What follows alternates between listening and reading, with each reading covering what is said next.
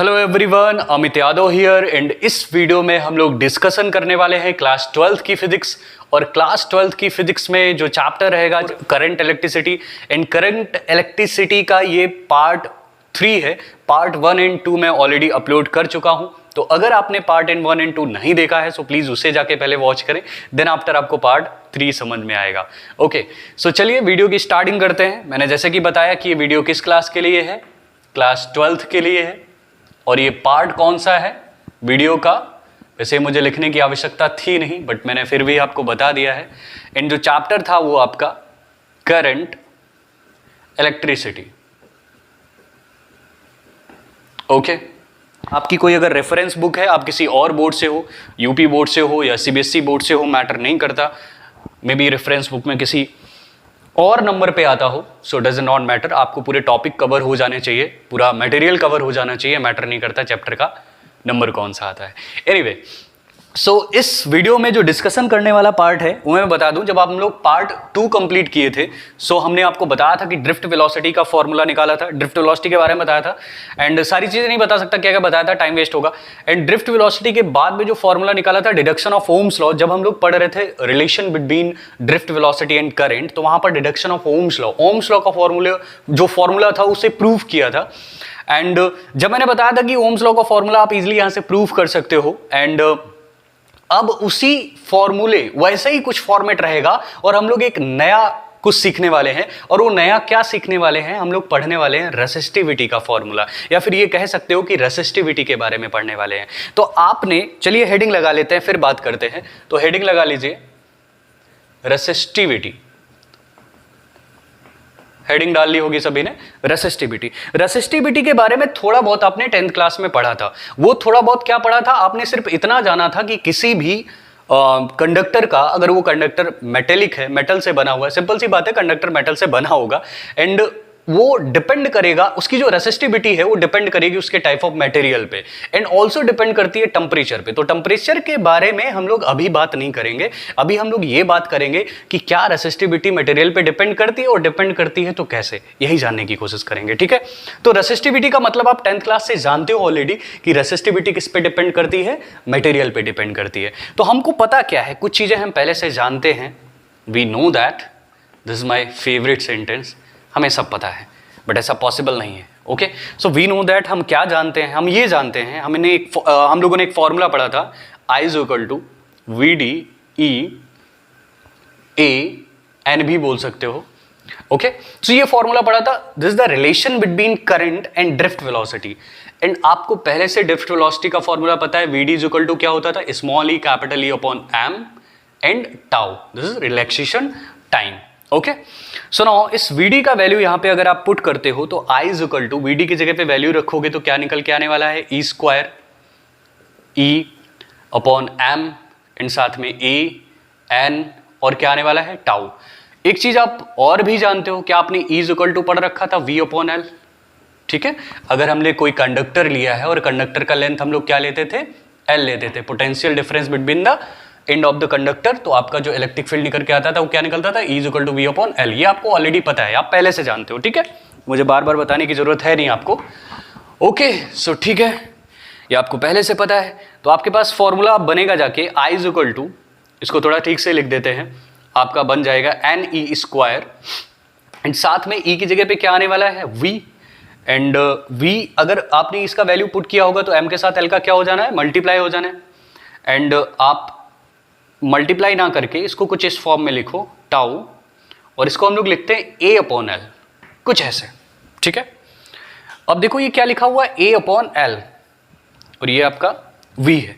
सो क्या इस वी को डिवाइड में ला सकते हैं इधर, तो क्या हम इसको लिख सकते हैं, I upon V is equal to N E square. शायद आपको पिक्चर धीरे धीरे क्लियर हो रही हो कि हम क्या करने की कोशिश कर रहे हैं, और ये आप ऑलरेडी पहले कर चुके हो। ओके, नाउ अब हम लोग इसको चेंज करके लिख देते हैं। So v upon I is equal to, आपको क्या मिलेगा, m upon n e square, and साथ में एनी स्क्वायर, एन ऑलरेडी ले लिया था तो बार बार लिखने की जरूरत है नहीं वैसे। ठीक है, एनी स्क्वायर टाउ, एंड साथ में आ जाएगा आपका l अपॉन ई, सो क्या आपने L अपॉन ए कुछ पढ़ा था? क्या पढ़ा था? ये क्या होता था? रेसिस्टेंस होता था ना। और जो V अपॉन आई होता था ये क्या होता था? ये भी R के इक्वल में होता था अकॉर्डिंग टू ओम्स लॉ। तो क्या हम इसको बोल सकते हैं कुछ इस तरह से, R is equal to M upon N E square tau L upon A. ठीक है, अब इस फॉर्मूले को जरा कंपेयर कराओ जो आपने पहले से पढ़ा था, R is equal to rho L upon A फॉर्मूले से अगर हम कंपेयर कराएंगे तो हम बोल सकते हैं कि ये जो पूरा वैल्यू है, ये जो पूरा वैल्यू है ये किसके बराबर है? रो के बराबर है, जिसको हम क्या बोलते थे? रेसिस्टिविटी बोलते थे। और resistivity as a constant work कर रहा है because mass, number of electrons, साथ में टाउ, ये सब किस में चला गया? कांस्टेंट में।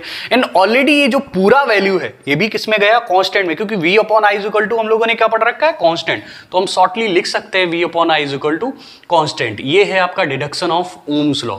तो यहां से आप ओम्स लॉ को भी फाइंड आउट कर सकते हो। ठीक है, अभी तक हमने ओम्स लॉ में सिर्फ इतना ही पढ़ा था कि लेंथ, मतलब जो फिजिकल चेंजेस हैं वो अगर हम ना करें किसी भी वायर में, सो v डायरेक्टली प्रोपोर्शनल टू रहता है किसके? I के। लेकिन यहां पर आपको चीजों को थोड़ा सा वेरीफाई करके देखना है। तो वेरीफाई करने पे पता चलता है कि उसमें मास भी होता है, रिलैक्सेशन टाइम भी होता है, नंबर ऑफ इलेक्ट्रॉन पे भी डिपेंड करता है, और लेंथ, एरिया, ये सारा कुछ किस में चला गया? कांस्टेंट में। लेकिन अगर हम इसको थोड़ा सा इस फॉर्मूले से रिलेट कराते हैं तो ये हमें किसका फॉर्मूला मिलता है? रेसिस्टिविटी का। तो चलिए हम रेसिस्टिविटी का फॉर्मूला निकाल के रखते हैं। रेसिस्टिविटी का फॉर्मूला मिलेगा आपको rho is equal to M upon N E square tau, sorry tau. ये सिंपल सा फॉर्मूला आपको किसको मिला? किसका मिला? रेसिस्टिविटी का मिला। सो आप जान गए ना रेसिस्टिविटी किस पे डिपेंड करेगा? मास पे, रिलैक्सेशन टाइम पे, and also number of electrons पे। तो ये मटेरियल पे डिपेंड करेगा। तो रेसिस्टिविटी डिपेंड्स ऑन या upon, depends upon type of material. Okay, so ये बात आपको समझ में आ गई होगी। अगर हम इसके यूनिट की बात करें तो यूनिट क्या निकल के आने वाली है? क्या रेसिस्टिविटी के इक्वल में निकल के आएगा क्या? आपका R अपॉन L। तो R मीन्स ओम और R A अपॉन L, तो ohm into metre, this is the unit of resistivity. Okay, so आप इसको नोट कर लो, फिर हम लोग आगे बढ़ते हैं। इसी के जस्ट बाद इतना आप कॉपी कर सकते हो बोर्ड से, take a screenshot from here, फिर आगे बढ़ते हैं। ओके, सो नाउ आपने देखा कि रेसिस्टिविटी किस पे डिपेंड करता है? मटेरियल के टाइप पे डिपेंड करता है। ओके, सो कुछ चीजें और देख लो यहां से। जैसे कि आपने देखा कि जो आपका रेसिस्टेंस होता है उसका फॉर्मूला होता है रो L अपॉन ए। तो हम ये बोल सकते हैं कि रेसिस्टेंस डिपेंड करेगा किस पे? डायमेंशन पे, because resistance depend on length of the conductor and also area of cross section of the conductor. तो रेसिस्टेंस डिपेंड करेगा किस पे? डायमेंशन पे। किस पे डिपेंड करेगा? डायमेंशन पे डिपेंड करेगा। ठीक है, लेकिन अगर हम लोग रेसिस्टिविटी की बात करें, जो कि कुछ देर पहले हम लोगों ने पढ़ा था फॉर्मूला, क्या पढ़ा था? M upon n, sorry n ई स्क्वायर टाउ। ये जो फॉर्मूला पढ़ा था ये सिर्फ हमें ये बता रहा है कि रेसिस्टिविटी है, रेसिस्टिविटी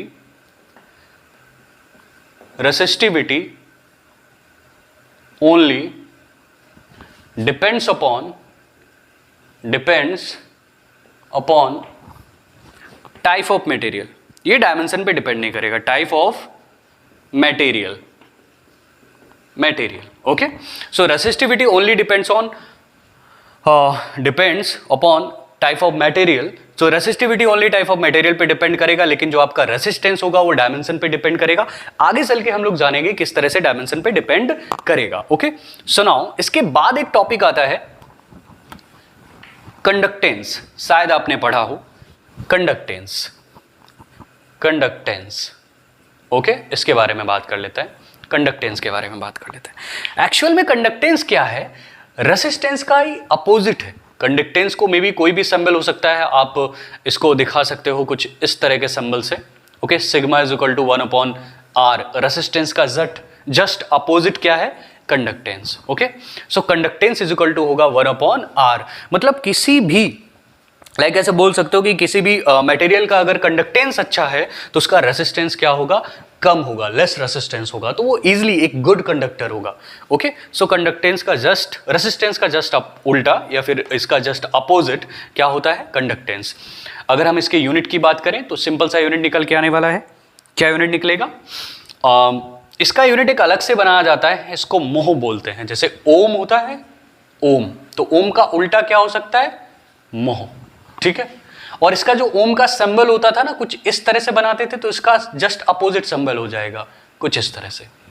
शायद ये चीज आपको थोड़ी सी समझ में आई हो। थोड़ा सा अजीब है, अजीब नहीं है, मतलब ऐसे बोल सकते हो कि ये इन्वर्स ना होके, मतलब जो ओम का यूनिट है वो इन्वर्स ना होके 1/ओम नहीं लिख सकते, तो उसका जस्ट अपोजिट लिखा गया है यहाँ पे। ओके, सो उसको क्या लिख सकते हो, मोह, तो कुछ इस तरह से लिख सकते हैं। ओके, तो शायद आपको ये बात समझ में आई हो। इसी को कंडक्टिविटी भी बोल सकते हैं, कंडक्टिविटी। कंडक्टिविटी बोलना तब पॉसिबल है जब हम इसको 1/ρ लिखेंगे, sorry 1/ρ। Okay, so conductivity is equal to क्या आ जाएगा, 1/ρ। अब चलो हम इसकी यूनिट की बात कर लेते हैं। अगर किसी भी मटेरियल का कंडक्टिविटी अच्छा है, ओके, सो उसका रेसिस्टिविटी क्या होगा, कम होगा, सिंपल सी बात है। कंडक्टिविटी हाई, सो रेसिस्टिविटी क्या होगा, लो होगा। अब हम इसकी यूनिट की भी बात कर लेते हैं। तो इसके यूनिट में आपने देखा था कि इसका जो फॉर्मूला निकल के आता है वो क्या निकल के आता है, RA/L निकल के आता है। ठीक है, सो ये नीचे है, अपॉन में है, तो जस्ट अपोजिट हो जाएगा।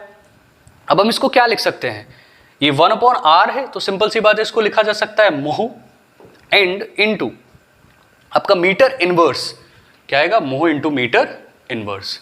सो ये, तो इसको दूसरे फॉर्म में भी लिखा जा सकता है, आप इसको ऐसे भी लिख सकते हो, मोह अपॉन मीटर। इतना तो पता होगा, 12th के स्टूडेंट हो। सो ओम का उल्टा क्या है, मोह। अब मीटर का उल्टा मत कर देना, ठीक है, सिर्फ ओम के लिए अप्लाई होता है। सो इसके कई और भी यूनिट हैं, आपकी अदर बुक्स में लिखा हुआ है। ओके, सेमियन भी बोलते हैं, सेमियन इसी का, मोह का एक दूसरा नेम है सेमियन। वो आप पे डिपेंड करता है कौन आपको बेटर लगता है, आप इसको नोट करो। मैं नेक्स्ट टॉपिक की तरफ आगे बढ़ता हूँ।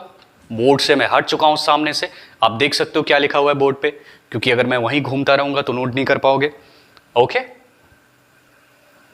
ओके, सो जस्ट इसके बाद हम लोग एक क्वेश्चन देखेंगे, क्वेश्चन जो प्रूफ करेगा आपको कि जो रेसिस्टेंस होता है उसमें डायमेंशन होती है, एंड जो रेसिस्टिविटी है this is only depend on type of material. Okay, जो मैंने पहले बोला था कि मैं यही बताने वाला हूं। तो एक सिंपल सा क्वेश्चन है,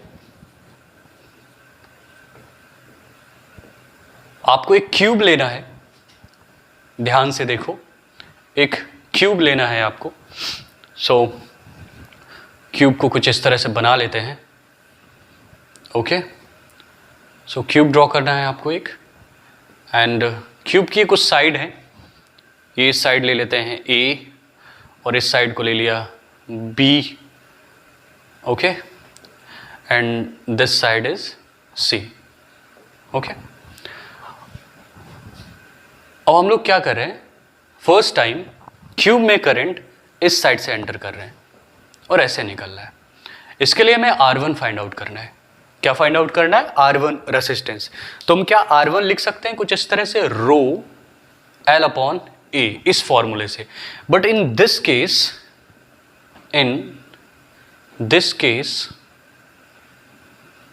ये वैल्यूज कुछ चेंज हो जाएंगी। क्या हो जाएगा, R1 is equal to rho, L क्या होगा, आपने पढ़ रखा है करंट, जो करंट का जो डायरेक्शन होता है वो ऑलवेज परपेंडिकुलर टू द होता है किसके, सरफेस के। ओके, सो करंट का direction always perpendicular to the होगा सरफेस के। सो आप ध्यान से देखो, करंट ऐसे जा रहा है, क्यूब ऐसे रखा हुआ है, करंट ऐसे एंटर कर रहा है, तो डायरेक्शन कौन सा लोगे, मतलब जो लेंथ होगा, लेंथ ऑफ द कंडक्टर क्या लिया जाएगा, C लिया जाएगा।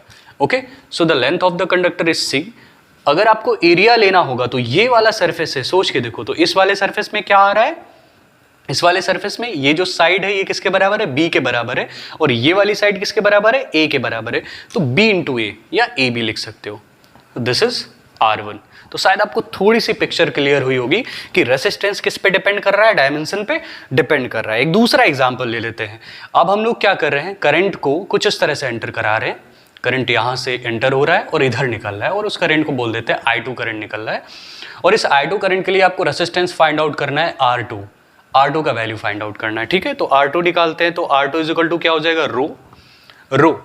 अब जो लेंथ होगा वो कौन सा डिपेंड करेगा, ये B, तो रो B अपॉन एरिया आप क्या लोगे, सरफेस ये है, सोच के देखो। तो इस सरफेस पे एक साइड तो आपका क्या हो गया, ये सी हो गया, एक साइड सी हो गया, और एक साइड आपका क्या हो गया, ए हो गया, तो it's mean A C. Okay, so आपको R2 पता चल गया। ऐसे ही आप R3 फाइंड आउट कर सकते हो, ऐसे ही आप R4 फाइंड आउट कर सकते हो। तो किसी भी क्यूब के लिए सरफेस कितने होते हैं, 1 2 3 4 5 6। सो आप कितने निकाल सकते हो, R1 R2 R3 R4 R5 R6। तो आप प्रैक्टिस के लिए कि जानने के लिए डायरेक्शन ऑफ करंट किस तरह से रेसिस्टेंस का डायमेंशन चेंज होता है अलग अलग सिचुएशन पे, आप प्रैक्टिस कर सकते हो। एक अच्छा सा क्वेश्चन है, ठीक है।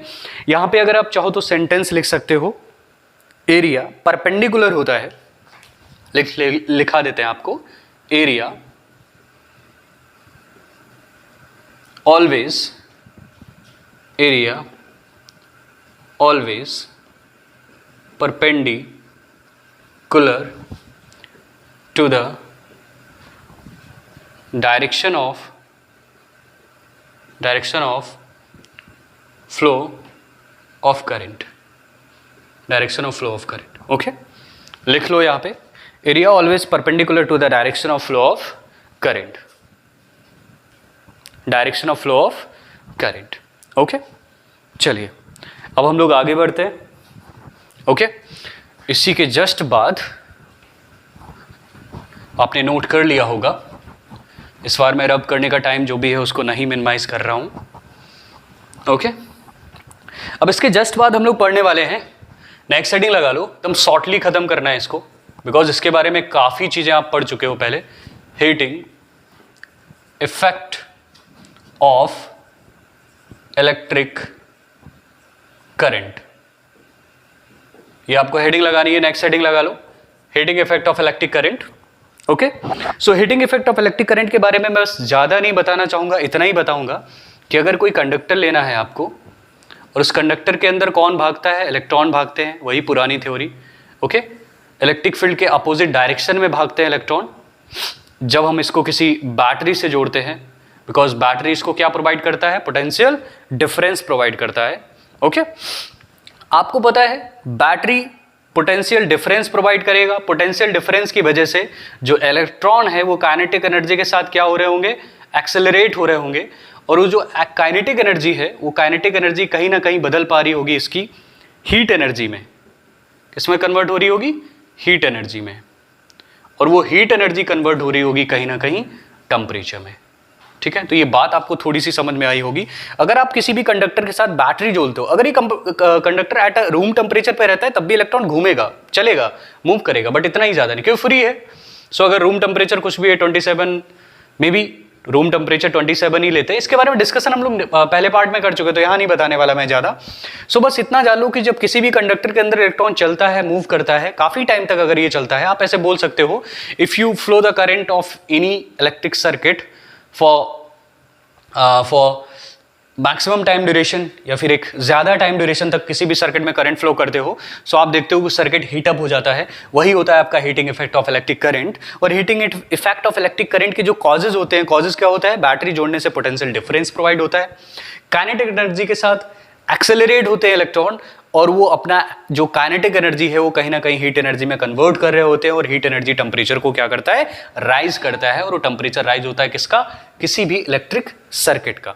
ओके, मैं कंडक्टर की बात कर रहा हूं। तो ये हीटिंग इफेक्ट आपको इजीली समझ में आ गया होगा। हीटिंग इफेक्ट के कई सारे आपके पास एग्जाम्पल हैं, फ्यूज वायर है, ओके, एंड नाइक्रोम का वायर जो हम लोग हीटर में यूज करते हैं। सो ये बच्चों वाली बातें हैं, आपको 10th क्लास में बताई जाती हैं, तो यहाँ पर हम लोग ज्यादा नहीं जानेंगे। ओके, सो कॉजेज आपने पढ़ लिए हैं, थ्योरेटिकल पार्ट था। अब हम लोग जस्ट इसके आगे पढ़ने वाले हैं, इसके जस्ट आगे की हेडिंग लगा लो, हेडिंग इलेक्ट्रिक पावर से रिलेटेड है। ओके, जस्ट इसके बाद हेडिंग लगा लो, ये सारी चीजें आपने 10th क्लास में भी पढ़ी थी। जस्ट इसके बाद आपको हेडिंग लगानी है इलेक्ट्रिक पावर, इसको जल्दी जल्दी खत्म करते हैं, electric power. Okay, so electric power actually है क्या, आपको पता है किसी भी कंडक्टर में कौन घूमता है, इलेक्ट्रॉन घूमते हैं। ओके, वैसे एक्चुअल में पॉजिट्रॉन घूमते हैं, लेकिन हम लोग मानते किसको है, इलेक्ट्रॉन को, चीजें आसान बनाने के लिए, नहीं तो और कॉम्प्लिकेशन होगा। ठीक है, ओके, सो इलेक्ट्रॉन मूव कर रहा है। अब मैंने देखा कि जो इलेक्ट्रॉन है वो यहां पर बार बार आ रहा है 2 सेकंड बाद, 4 इलेक्ट्रॉन आ रहे हैं बार बार 2 सेकंड बाद, तो हर बार 2 सेकंड बाद ही आने चाहिए। ये मेंटेन करने का काम किसका होता है? पावर का। ठीक है, सो किसी भी सर्किट का अगर पावर अच्छा है, पावर एक्चुअली मेंटेन क्या करता है? Maintaining power actually maintaining flow of charge carriers. ठीक है, continuous maintaining flow of charge carriers and due to time. So simple सी बात है, P का फॉर्मूला होता है P is equal to W upon T, P means power and W is equal to आपने formula पढ़ रखा है V इंटू Q। तो आप चाहो तो यहां पे पुट कर सकते हो, कुछ इस तरह से आपको फॉर्मूला मिलेगा V into Q upon T and Q is equal to भी आपने पढ़ रखा है, क्या पढ़ रखा है? IT। सो अगर यहां पे रखते हो सो आपको मिल जाएगा V into I into T upon T से T cancel, then P is equal to VI भी फॉर्मूला मिलता है। ओके, सो ये कई सारे फॉर्मूले आप यहां से बना सकते हो। एक्चुअल में आपको बस यही समझना है कि जो पावर होता है ये रेट को मेंटेन करने का काम करता है। ओके, तो शायद आपको ये बात समझ में आ गई होगी। ठीक है, आप चाहो तो यहां से इसको नोट कर सकते हो। नोट कर लिया? मैं साइड हो गया हूं तो आपको दिख रहा होगा। ओके, नाउ यहां पे एक और हेडिंग आती है रेफरेंस बुक में, मैंने कई अदर रेफरेंस बुक में देखा है तो उसको मैं करा देता हूं। इसको बोलते हैं जूल्स इक्वेशन। क्या बोला जाता है? Joule's equation. ठीक है,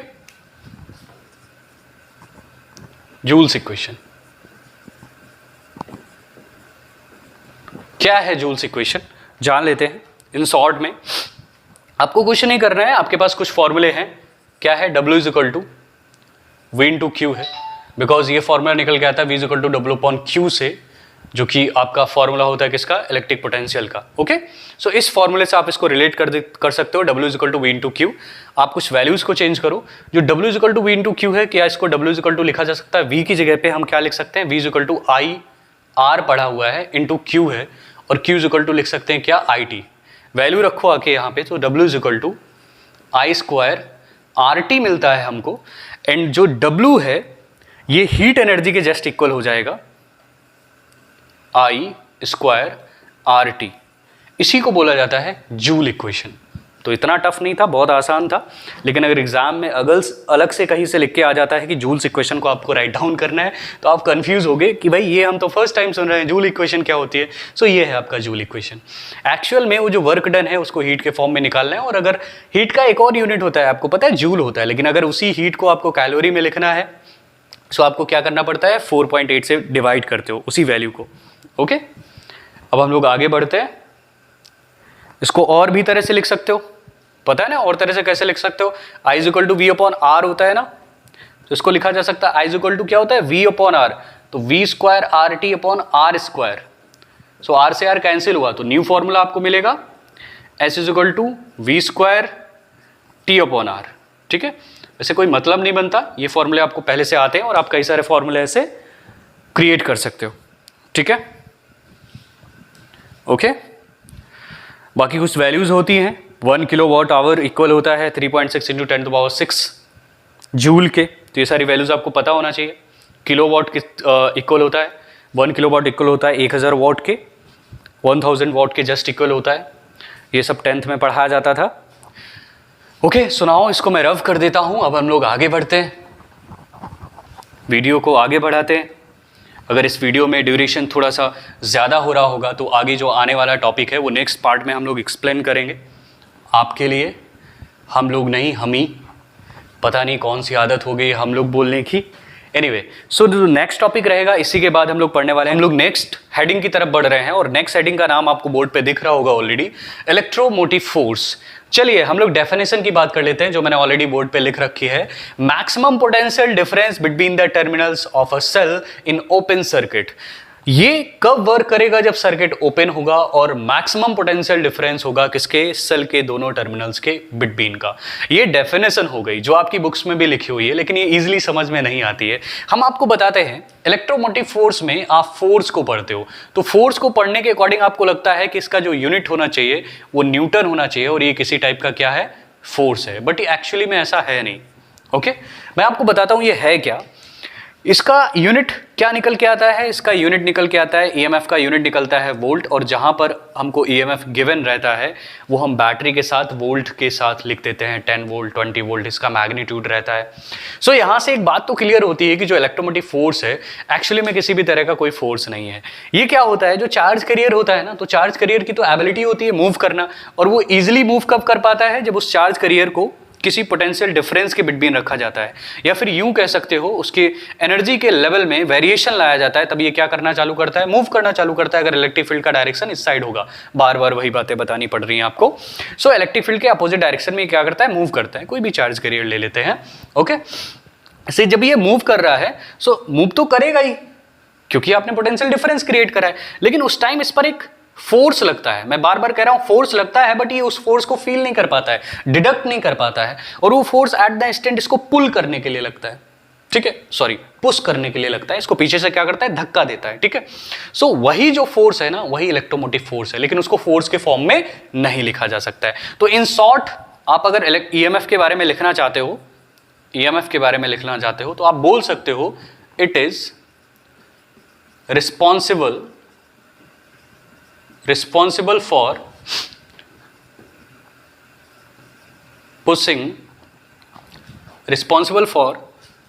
pushing charge carrier,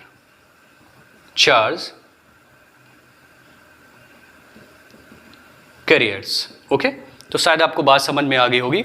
ये रिस्पॉन्सिबल होता है उस चार्ज कैरियर को पुश करने में, ठीक है, ओके। सो इलेक्ट्रोमोटिव फोर्स का मतलब समझ गए। इलेक्ट्रोमोटिव फोर्स के जस्ट बाद आप हेडिंग लगा सकते हो टर्मिनल पोटेंशियल डिफरेंस। अब मैं इसको रब करने जा रहा हूं। You take a screenshot from here. अगर आपको डेफिनेशन चाहिए आप लिख सकते हो maximum potential difference between the terminal of the cell in open circuit. This is the definition of EMF. अब हम लोग बात करने वाले हैं टर्मिनल पोटेंशियल डिफरेंस की। किसकी बात करेंगे? नेक्स्ट हेडिंग लगा लो, terminal potential difference, terminal potential difference, okay. जानते हैं क्या होता है टर्मिनल पोटेंशियल डिफरेंस। अगर इसका डेफिनेशन देखो टर्मिनल पोटेंशियल डिफरेंस का, तो ये दो टर्मिनल्स के बिटवीन लगता है। किसके दो टर्मिनल के बिटवीन लगता है? सेल के दो टर्मिनल के बिटवीन अप्लाई होता है, ठीक है। ये सेल के दो टर्मिनल के बिटवीन अप्लाई होगा टर्मिनल पोटेंशियल डिफरेंस। एक्चुअल में सेल क्या प्रोवाइड करता है आपको? कांस्टेंट एक्सेलरेशन प्रोवाइड करता है। सेल क्या प्रोवाइड करेगा? सॉरी क्या बोल रहा हूं? कांस्टेंट पोटेंशियल डिफरेंस प्रोवाइड करता है। I am extremely sorry for that. रात का 2 बजा है, कभी कभी दिमाग में उड़ते उड़ते कुछ अजीब से थॉट आ जाते हैं। जैसा कि मैं बोल गया कांस्टेंट एक्सेलरेशन एक्चुअली क्या प्रोवाइड करेगा? कांस्टेंट पोटेंशियल डिफरेंस प्रोवाइड करता है। सेल क्या है? डिवाइस है। सेल क्या है? एक्चुअल में एक डिवाइस है। सो टर्मिनल पोटेंशियल डिफरेंस कहां लग रहा होगा? सेल के टर्मिनल के बिटवीन। मैं आपको बताता हूं एक्चुअल में सेल के टर्मिनल के बिटवीन क्या कहां पर लगेगा। अगर आपने ये कोई सेल ड्रॉ करा है, ये सेल का सिंबल रहता है, इसको और अच्छे से बनाना है तो इंटरनल रेसिस्टेंस भी दिखाओ। इसके बारे में भी हम लोग अभी बात करने वाले हैं, और इसको इस तरह से कवर कर दो। ये एक्चुअल में सिंबल होता है किसका? सेल का। अब सेल के भी टर्मिनल होते हैं, ये प्लेट्स है ना। आपको पता है सेल भी पोटेंशियल डिफरेंस प्रोवाइड करता है, और सेल का इलेक्ट्रिक फील्ड का डायरेक्शन किधर रहता है? इधर रहता है। तो ये जो सेल के अंदर जो लगता है यही होता है टर्मिनल पोटेंशियल डिफरेंस, ठीक है। The potential difference which is applied between the terminals of the cell, okay. So आपको शायद समझ में आ गया होगा टर्मिनल पोटेंशियल डिफरेंस क्या होता है। चलिए एक नन्हे मुन्ने राही की और बात कर लेते हैं, और वो नन्ना मुन्ना राही है क्या? स्मॉल आर, जिसको हम लोग क्या बोलते हैं? Internal resistance. ये क्या बोला जाता है? Internal resistance. चलिए हम लोग जान लेते हैं क्या है इंटरनल रेसिस्टेंस। वैसे आपने 10th क्लास में पढ़ रखा होगा। इंटरनल रेसिस्टेंस देखो कुछ इस तरह से अप्लाई होता है। अगर ये सेल किसी डिवाइस से जुड़ा हुआ है, बल्ब से जुड़ा हुआ है, तो आपको पता है ये जो कनेक्टिंग वायर होगा, इस कनेक्टिंग वायर का जो रेसिस्टेंस होता है वो R होता है। एंड इसके सेल के अंदर का जो रेसिस्टेंस, केमिकल सोल्यूशन के अंदर का जो रेसिस्टेंस लगता है उसको स्मॉल r बोलते हैं। It is internal resistance. अगर आपसे कहा जाए कि इस सर्किट के लिए अगर आप टोटल रेसिस्टेंस फाइंड आउट करो तो एक्सटर्नल प्लस इंटरनल आप दोनों को क्या करोगे? ऐड करोगे। 10th क्लास में आपने ऑलरेडी पढ़ रखा है। जो केमिकल सोल्यूशन होता है उसके बिटवीन अप्लाई होता है, because chemical solution already electrolyte होता है। सो वो भी एक इलेक्ट्रोलाइट सोल्यूशन की तरह वर्क करेगा। आयंस में मूव करता है चार्ज। एक बहुत इंटरेस्टिंग सा फैक्ट बताता हूं आपको, इसको रब कर दूं। ओके ठीक है, इंटरेस्टिंग फैक्ट क्या है, आपने पढ़ा होगा चार्ज कितने टाइप के होते हैं। वैसे ये बातें बहुत पहले बताई जाती हैं, बट आपको पता होना चाहिए। अगर हम लोग सॉलिड की बात करें तो उसमें बोला जाता है charge, positive charge, okay, and negative charge. In short इसको लिख सकते हो आप कुछ इस तरह से, पॉजिटिव, और इसको क्या लिखते हो, नेगेटिव चार्ज। ये सॉलिड की बात हो रही है। अगर आपका लिक्विड होता है सो ये पॉजिटिव आयन, और इसको क्या बोलते हो, नेगेटिव आयन, ठीक है। और अगर आपका गैस है सो गैस, अगर ये हाई टेम्परेचर पे है, किस पे, high temperature and high pressure पर है, सो उस सिचुएशन में भी इसमें क्या बोलेंगे, पॉजिटिव आयन और नेगेटिव आयन। तो शायद ये बात आपको समझ में आई हो। जब हम सॉलिड स्टेट में कोई भी मटेरियल होता है तो उसको पॉजिटिव चार्ज बोलते हैं, और जब वही मटेरियल में भी मतलब दूसरा कोई इलेक्ट्रोलाइट सॉल्यूशन किसमें हो, लिक्विड फॉर्म में हो, तो उसको बोला जाता है क्या, आयंस, पॉजिटिव आयंस और नेगेटिव आयन। और अगर वही सोल्यूशन मतलब हमें मे बी गैस के फॉर्म में मिला, और गैस को जब high temperature and high pressure पे रखते हो तो गैस किस फॉर्म में कन्वर्ट हो जाती है, लिक्विड फॉर्म में। So we can see that positive ions and negative ions. Okay, so इतना कुछ पढ़ा आपने इस वीडियो में, और इस वीडियो के एंड में मैं यही कहना चाहूंगा कि जो नेक्स्ट पार्ट आएगा उसमें हम लोग कॉम्बिनेशन ऑफ सेल्स पढ़ेंगे। कॉम्बिनेशन ऑफ सेल्स 3 प्रकार के होते हैं, series, parallel and mixed. Mixed combination important होता है, रेफरेंस बुक में गिवन रहता है, ढेर सारी रेफरेंस बुक में गिवन रहता है, एग्जाम में पूछा भी जाता है, एग्जामिनर्स का फेवरेट होता है ये बहुत ज़्यादा। लेकिन एनसीईआरटी में आपको सीरीज एंड पैरेलल कॉम्बिनेशन ही बताया गया है। तो अगर आपको सीरीज एंड पैरेलल कॉम्बिनेशन आता है so easily you can get mixed combination of cells. मिलते हैं नेक्स्ट वीडियो में, तब तक के लिए आप लोगों से क्या चाहूंगा, कहीं नहीं जा रहा हूं, अभी रिकॉर्ड कर रहा हूं थोड़ी देर में। Okay, so thank you so much for watching.